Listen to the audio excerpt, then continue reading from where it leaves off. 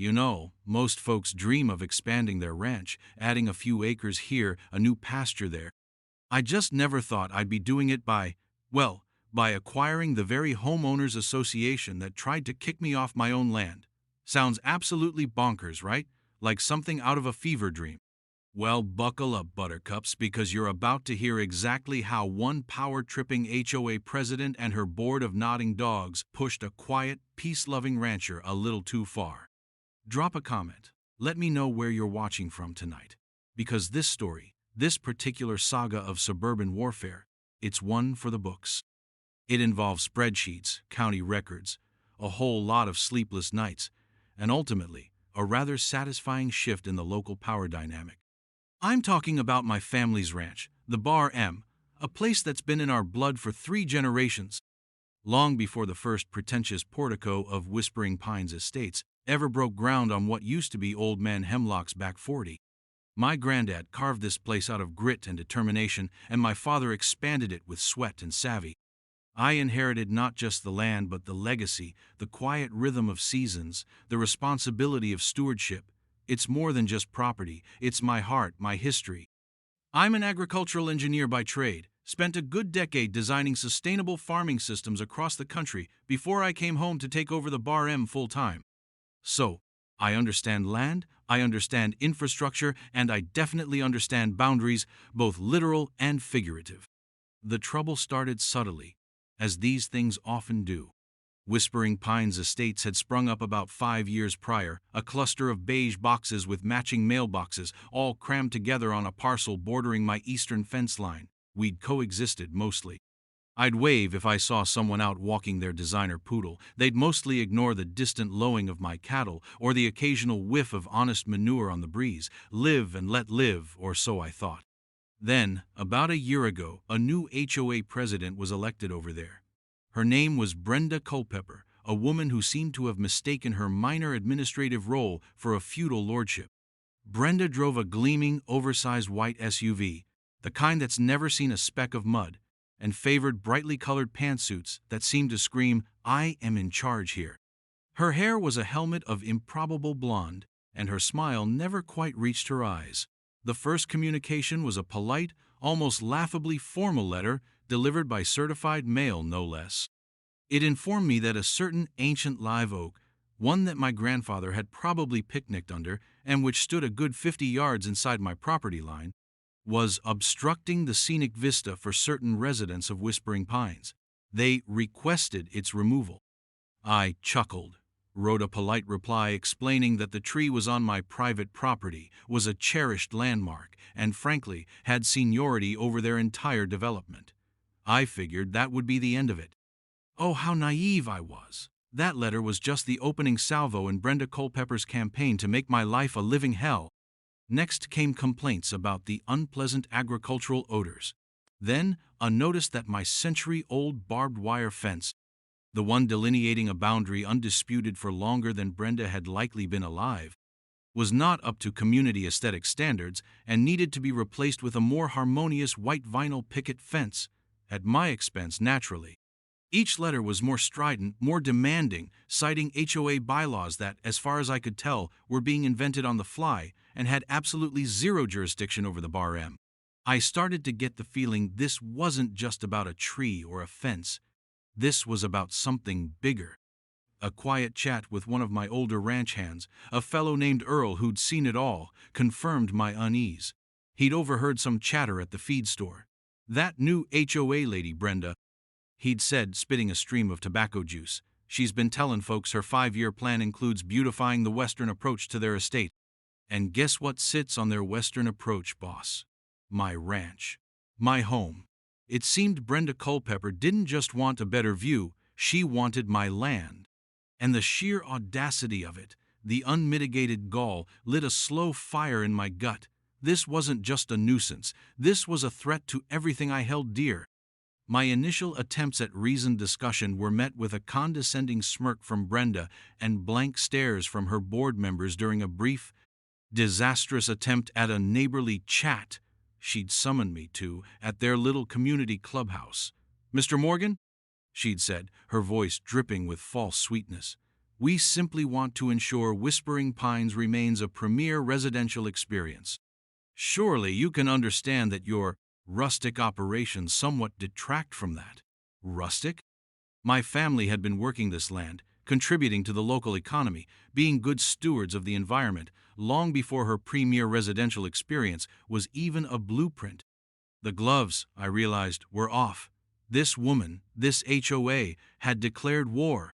And if it was war they wanted, I was an agricultural engineer. I knew how to cultivate a plan and see it through to harvest. The sheer arrogance of that rustic operations comment echoed in my mind for days. It wasn't just insulting, it was a fundamental misunderstanding, or perhaps a deliberate dismissal of what my ranch represented. This wasn't some hobby farm, it was a working business, a legacy, and the lifeblood of several families who depended on it for their livelihood. My first call was to my lawyer, Tom Chalmers, a grizzled old country lawyer who'd handled land disputes since before I was born. Tom listened patiently, nodding as I laid out the escalating demands and the thinly veiled threats from Brenda and her HOA. "Well, son," he said, leaning back in his creaky leather chair, "on the face of it, they haven't got a legal leg to stand on. Your property isn't part of their association, never has been.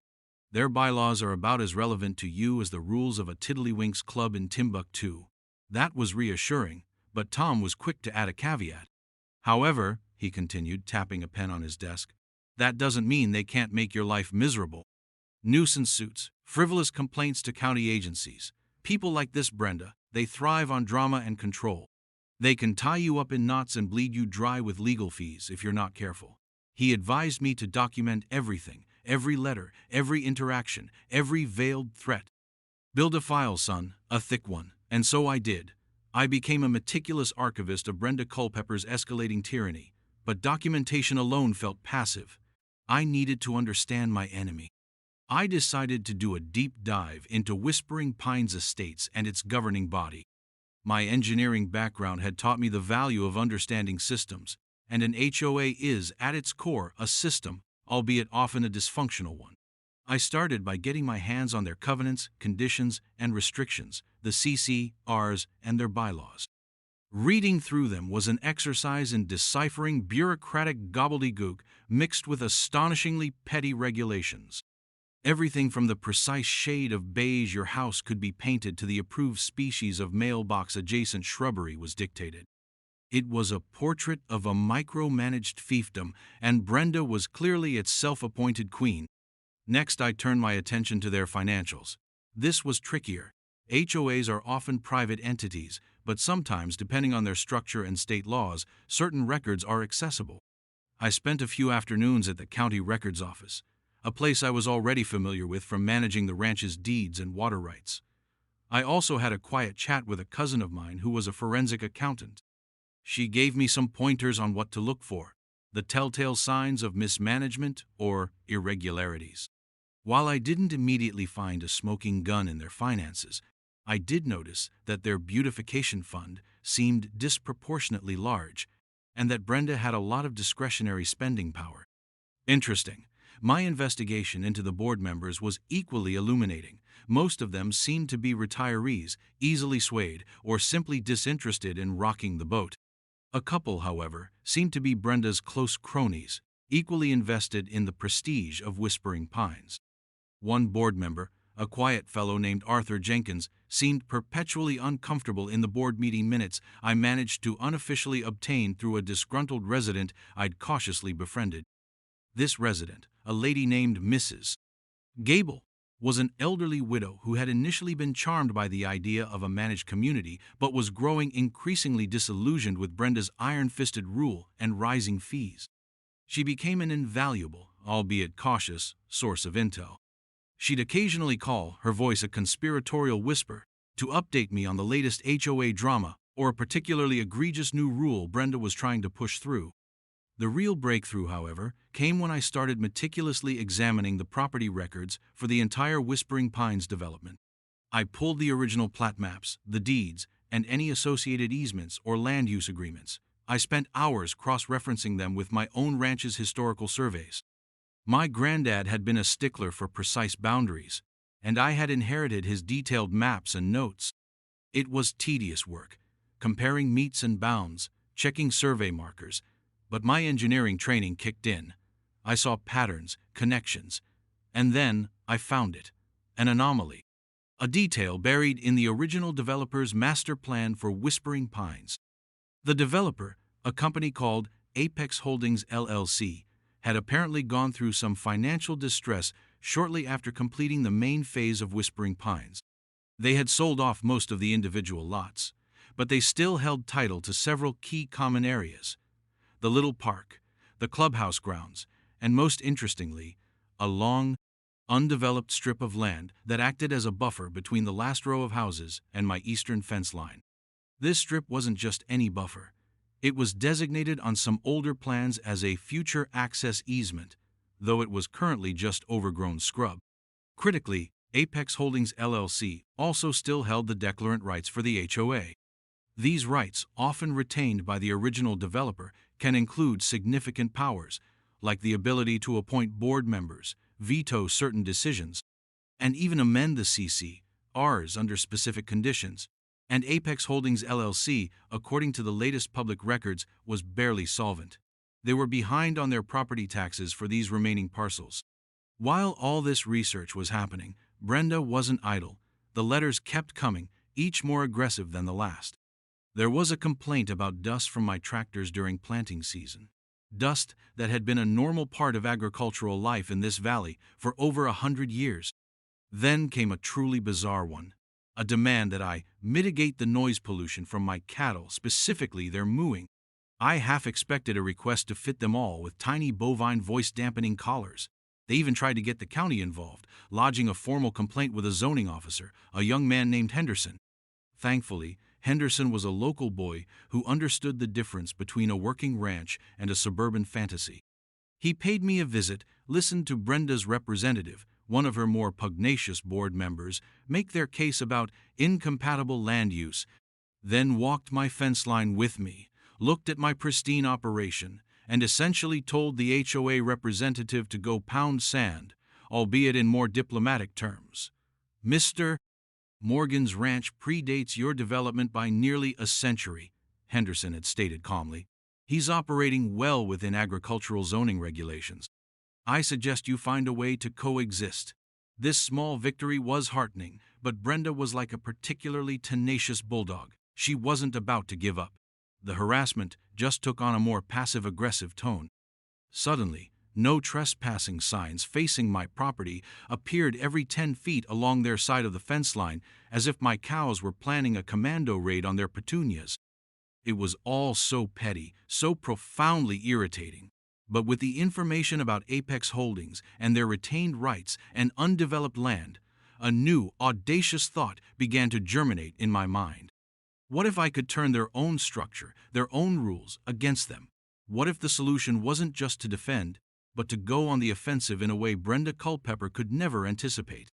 The idea was wild, almost outlandish, but the more I looked at the maps and the legal documents, the more it started to seem possible. The tipping point. The moment my simmering frustration boiled over into cold, calculated resolve, came in the form of an official-looking envelope, thicker than usual, bearing the Whispering Pines Estate's insignia. Inside, nestled amongst several pages of pseudo-legalistic jargon, was the demand.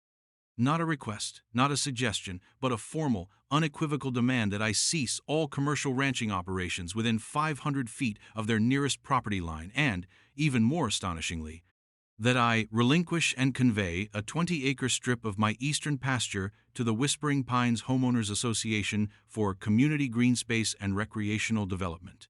They even had the gall to blast Fruz et Prubel, suggest a nominal compensation figure that was probably less than the value of the fencing around that pasture. It was, in essence, an eviction notice from land I owned, from an entity that had no earthly right to issue such a demand. My hands were actually shaking as I read it. This wasn't just harassment anymore. This was an outright attempt at a land grab, dressed up in the flimsy costume of community betterment. Brenda Culpepper had finally, irrevocably crossed the line. I remember walking out to that eastern pasture, the very land they were trying to steal. My cattle grazed peacefully. The sun was setting over the western hills, casting long shadows. This land had nourished my family, provided for us, been the backdrop to generations of memories. The thought of surrendering even an inch of it to that arrogant, grasping woman and her committee of sycophants filled me with a righteous anger I hadn't felt in years. That night, I didn't sleep. Instead, I spread out all my research on the big oak table in my ranch office, the plat maps, the deeds, the information on Apex Holdings LLC, Mrs. Gable's whispered updates, Tom Chalmers' legal notes. The pieces were all there, scattered like a complex puzzle. And slowly, through the caffeine-fueled hours of the early morning, a plan began to form. It was audacious, complex, and potentially very expensive. But the alternative, a protracted legal battle of attrition against a relentless HOA, or worse, caving to their outrageous demands, was unthinkable. My big discovery about Apex Holdings LLC, their financial distress, their ownership of those key common area parcels, and crucially, their retention of declarant rights, was the linchpin. If Apex was struggling, they might be willing to offload their remaining Whispering Pines assets and liabilities for a reasonable price. And if I could acquire those assets, those rights, well, that changed the entire game. The declarant rights, in particular, were a potential trump card. In many HOAs, these rights grant the original developer or their successor significant powers, sometimes even overriding the board on certain matters, especially concerning development and common areas. My first step was to discreetly verify the current status of Apex Holdings. My forensic accountant cousin, intrigued by the challenge, did some digging. It turned out Apex was teetering on the brink of bankruptcy. They were desperate to liquidate assets, any assets, to satisfy creditors. Their Whispering Pines holdings were a minor, almost forgotten part of their portfolio. But to me, they were gold. The next step was to approach them. This had to be done carefully.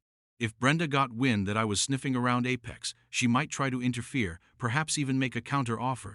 Though I doubted the HOA had the liquidity for a significant purchase without a massive special assessment that would surely infuriate the residents. Tom Chalmers recommended using a third-party intermediary, a land acquisition specialist he knew, to make the initial contact. We drafted a proposal to purchase all of Apex Holdings' remaining land parcels within and adjoining Whispering Pines estates, along with any and all associated rights, including the declarant rights. The initial offer was low, factoring in Apex's desperation, but fair enough to be taken seriously. While these delicate negotiations were happening in the background, conducted through layers of lawyers and agents, Brenda Culpepper, blissfully unaware, was escalating her campaign.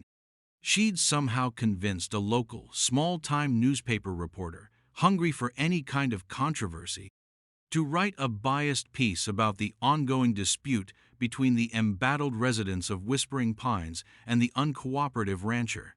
The article painted me as an unreasonable recluse, clinging to an outdated way of life and callously disregarding the concerns of my newer, more progressive neighbors.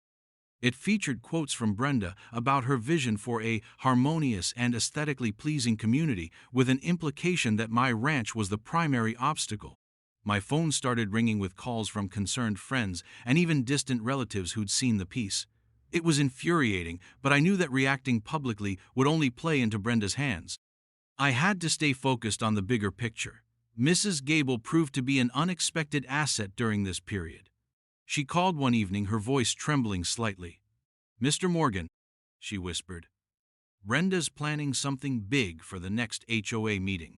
She's calling it a community action strategy session regarding the Bar M Ranch encroachment issue. She's been telling everyone she has a legal team ready to file a major lawsuit if you don't comply with their latest demands. She's even printed up pamphlets." This information was crucial. It gave me a timeline. Brenda was planning her big move, her checkmate. Little did she know, I was preparing my own. The negotiations with Apex Holdings were intense, but progressed steadily. They were, as predicted, eager to sell. The price we finally agreed upon was significant, requiring me to leverage some of the ranch's assets and dip into savings I'd earmarked for future improvements. But I considered it an investment in peace, in my family's legacy, and yes, in a healthy dose of vindication. The legal paperwork was complex. Tom Chalmers and his team worked tirelessly, ensuring every I was dotted, every twost.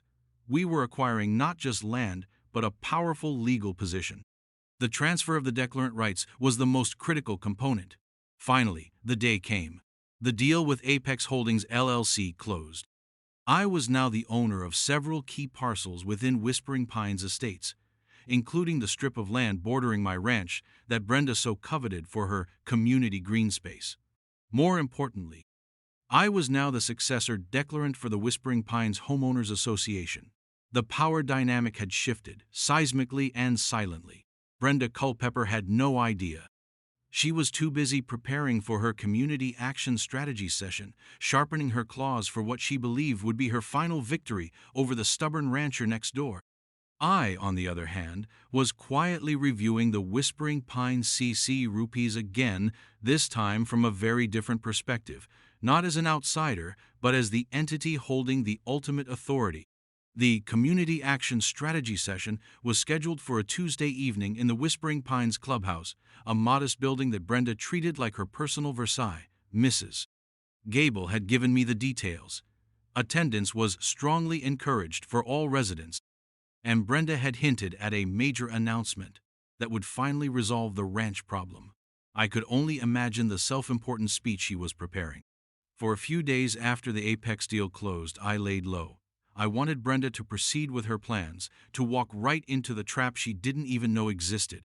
There was a certain grim satisfaction in knowing what was coming, a feeling akin to watching a storm build on the horizon when you're safely indoors. Tom Chalmers advised me to attend the meeting. "It's better if you're there in person to deliver the news," he'd said with a slight smile. "More impactful." He also suggested bringing copies of all the relevant legal documents, the deeds, the assignment of declarant rights, all properly recorded with the county. "Let the paper do the talking," he'd advised. So, on that Tuesday evening, I put on a clean shirt and my least battered pair of boots, gathered my formidable folder of documents, and drove my pickup truck not to the edge of Whispering Pines, but right into it, parking in one of the guest spots near their clubhouse.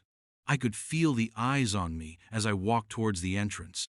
A few residents, out walking their dogs or fetching their mail, stopped and stared. I was, after all, the villain from Brenda's narrative.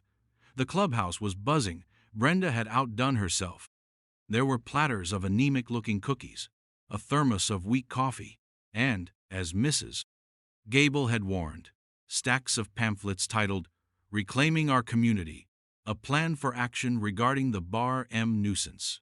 On a small dais at the front of the room, Brenda was holding court, resplendent in a power blue pantsuit, her blonde helmet of hair gleaming under the fluorescent lights. Her core group of board members flanked her, looking suitably grave and important.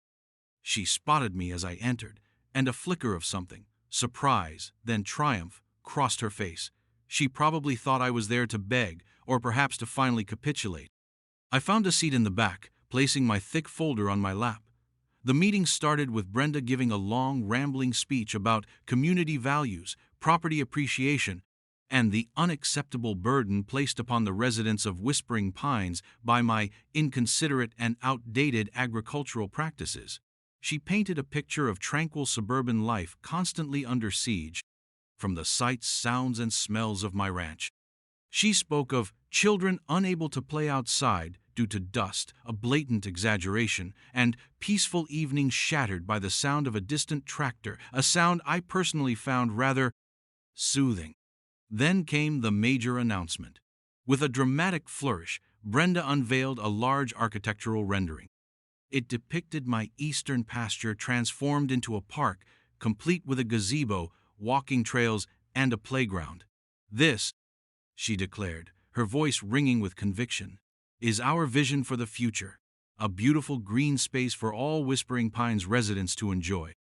And we have initiated legal proceedings to make this vision a reality if Mr. Klaus Morgan does not see reason and accept our generous offer to purchase this underutilized portion of his land." A smattering of applause, mostly from her loyalists. Some residents looked uncomfortable, others just confused. She then outlined the Community Action Plan, which involved petitioning county commissioners, launching a media campaign, more of what I'd already experienced, and, if necessary, A well-funded lawsuit to force my compliance through eminent domain arguments that were frankly laughable in this context. This was my cue. I stood up. The room went quiet. All eyes turned to me. Brenda looked momentarily flustered, then composed herself, a smug smile playing on her lips. "Mr. Morgan," she said, her tone dripping with condescension, "I see you decided to join us. Perhaps you've come to your senses and are ready to discuss our very reasonable proposal." "Actually, Miss Culpepper," I said, my voice calm and steady, "I'm here to discuss a few recent developments of my own." I walked to the front of the room, placing my folder on the table beside her ridiculous rendering. "As of 3 days ago," I began, "I, through a legally constituted entity, completed the purchase of all remaining assets of Apex Holdings LLC pertaining to Whispering Pines Estates." A murmur went through the room. Brenda's smile faltered. "This includes," I continued, pulling out the first set of deeds, "the parcel of land colloquially known as the buffer strip along my eastern fence line, the very land depicted in your lovely drawing there. It also includes the land upon which this clubhouse stands, the community park, and several other undeveloped common areas." Brenda's face was slowly losing its color. "Furthermore," I said, my voice even, "and perhaps most significantly, this acquisition includes the full and legal assignment of all declarant rights for the Whispering Pines Homeowners Association." I placed the assignment document, duly stamped and recorded by the county clerk, squarely in front of her. "Which means, Miss Culpepper," I said, looking directly at her, "that I, or rather my entity, am now the declarant." The silence in the room was absolute, thick enough to spread on toast. Brenda just stared at the documents, then at me, her mouth slightly agape. One of her bored cronies, a portly man who always echoed her sentiments, sputtered, That's not possible." "Oh, I assure you, it's very possible," I said, tapping the recorded documents. "And it's all perfectly legal. Tom Chalmers, my attorney, ensured every detail was meticulously handled. Perhaps you know him?" The mention of Tom's name, a man whose reputation for thoroughness in land law was legendary in our county, seemed to drain the last bit of fight from some of them. Brenda finally found her voice, though it was a reedy, shaken version of her usual booming tone. What does this mean?" she asked, looking not at me, but at the papers, as if they might offer a different answer. "It means several things," I explained. "Firstly, your proposed community action plan regarding my ranch is moot. You can't very well sue to acquire land for a community park from the entity that now owns that land and also holds overriding authority over your HOA's actions concerning common property. Secondly, as declarant, I have certain rights and responsibilities. These include, under Article X, Section 3 of your own CC, Rs, the right to approve or veto any proposed alterations or developments of common areas, and under Article 12, the right to appoint a majority of the board members should certain conditions be met, or upon the natural expiration of current terms." I paused to let that sink in. "It also means," I continued, picking up one of her pamphlets, "that this Bar M nuisance campaign is officially over. The harassment stops. Now." I looked around the room. Some faces registered shock, others dawning comprehension. Mrs. Gable in the back was actually smiling, a genuine relieved smile. "My intention," I stated clearly, "is not to be a tyrant. My family and this ranch have been part of this valley for a very long time. We believe in being good neighbors. However, we also believe in respecting property rights and not tolerating baseless aggression." I turned back to Brenda. Her face was a mask of disbelief and fury. The power blue pantsuit suddenly looked less like a symbol of authority and more like a clown costume. "As for this land," I said, gesturing towards her rendering and then towards the window that faced my pasture, "the land you were so keen to reclaim, it will indeed be put to good use. It will become an extension of the Bar M Ranch. It will provide additional grazing for my cattle and perhaps a new access route for my equipment, which will, ironically, probably reduce dust on the main road. The Whispering Pines Estates, or at least significant portions of it previously held by Apex, is, in effect, now part of the ranch." The sheer delicious irony of it was not lost on me, and judging by some of the expressions in the room, not on others either.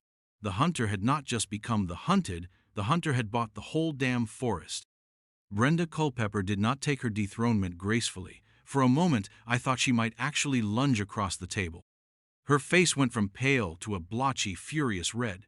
"You can't do this," she shrieked, her voice cracking. "This is our community. These are our homes. We have rights." "You do have rights, as individual homeowners," I replied calmly. "My folder of legal documents a silent testament to the new reality, and I intend to respect those rights. However, the HOA, as an entity, and particularly its current leadership, has grossly overstepped its authority in its dealings with me. As the new declarant and owner of substantial common properties previously controlled by Apex, I have the legal standing to rectify that." One of her board allies, a thin, nervous man who'd always just nodded along, actually started to hyperventilate into a paper napkin. The other, more belligerent one started muttering about lawsuits, but his bluster lacked conviction. He knew, or was rapidly beginning to understand, that they were outmaneuvered. The remaining residents were a mixture of stunned silence and whispered conversations. A few, I noticed, seemed almost relieved. Brenda, however, was not ready to concede. She tried to rally her troops. "He's trying to intimidate us. He's trying to destroy Whispering Pines," she proclaimed, looking around wildly for support. But the wind had gone out of her sails. The undeniable weight of the recorded deeds and the assignment of declarant rights sitting on the table in front of her was too much. Her power, built on bluff and the acquiescence of her board, had evaporated in the face of cold, hard legal fact. The meeting dissolved in disarray. Brenda made a few more sputtering threats, but most people just wanted to leave to process what had just happened. As I gathered my papers, Mrs. Gable approached me, her eyes shining. "Mr. Morgan," she said quietly, "thank you. You have no idea what some of us have been putting up with." Several other residents, people I'd never spoken to before, gave me nods of acknowledgement, even quiet words of support as they filed out. It seemed Brenda's reign of terror had been more widespread than I'd realized. In the days and weeks that followed, the implications of my acquisition began to ripple through Whispering Pines. Brenda Culpepper, true to form, tried to fight. She hired a lawyer, a flashy city type who sent a few threatening letters full of bluster and citations of irrelevant case law. Tom Chalmers dispatched them with brisk, factual responses, pointing to the clear language of the CCRs and the undeniable legality of the Apex transfer. Brenda's legal challenge crumbled before it even got to court. Her support on the HOA board also disintegrated. Faced with the new reality of my declarant rights, which included the power to appoint new board members as terms expired or vacancies arose, even her most loyal cronies began to distance themselves. One resigned citing health reasons. Another suddenly decided to spend more time with his grandchildren. Within a few months, the board had a very different composition, one more inclined towards reason and genuine community well-being rather than petty power plays. Brenda herself became increasingly isolated. Her pronouncements, once treated as gospel, were now largely ignored. The premier residential experience she had lorded over had fundamentally changed. The most satisfying part for me was beginning the actual work of incorporating the newly acquired land into the Bar M. The buffer strip that Brenda had coveted for her park was cleared of its overgrown scrub, not for a gazebo, but for healthy pasture. My cattle soon grazed contentedly where Brenda had envisioned manicured flower beds. I even put in that new access road for my farm equipment, using the old forgotten easement. It did, as I predicted, reduce traffic and dust on the main road that fronted part of Whispering Pines, an ironic benefit for the residents. The common areas I now controlled, like the small park and the grounds around the clubhouse, also saw changes. The overly fussy landscaping was gradually replaced with more native, drought-tolerant plants. The endless list of prescriptive rules about lawn maintenance and decorations for the homes within Whispering Pines, which, as declarant, I now had considerable influence over amending, were quietly revised to focus on safety and basic upkeep rather than aesthetic tyranny. The beige conformity slowly started to give way to a bit more individual expression. Some residents were initially wary, unsure what to expect from their rancher overlord. But I made it clear my goal wasn't to micromanage their lives, only to ensure the HOA was run fairly and didn't overstep its bounds, especially concerning my ranch. I even held an informal meeting with the residents, not in the clubhouse, but out on the newly cleared pasture strip to answer questions and explain my intentions. I talked about responsible land management, about being good neighbors, about finding a balance between residential living and the agricultural heritage of the valley. Most people were receptive. They were tired of the drama, tired of the infighting, and frankly tired of Brenda's ever-increasing fees for projects that never seemed to benefit anyone but her ego. As for Brenda Culpepper, her downfall was swift and, from my perspective, justly deserved. Stripped of her power and influence, she became just another resident, albeit a very bitter one. The bright pantsuits seemed to lose their sheen. The white SUV was seen less frequently. Eventually, about 6 months later, a for sale sign appeared in front of her house. Word had it she was moving to a different state, perhaps to find a new, unsuspecting community to try and dominate. I didn't buy her house, though the thought briefly amused me. I had enough land. The ultimate fate of the Whispering Pines HOA itself is still evolving. With my declarant rights, I have the power to dissolve it or fundamentally restructure it.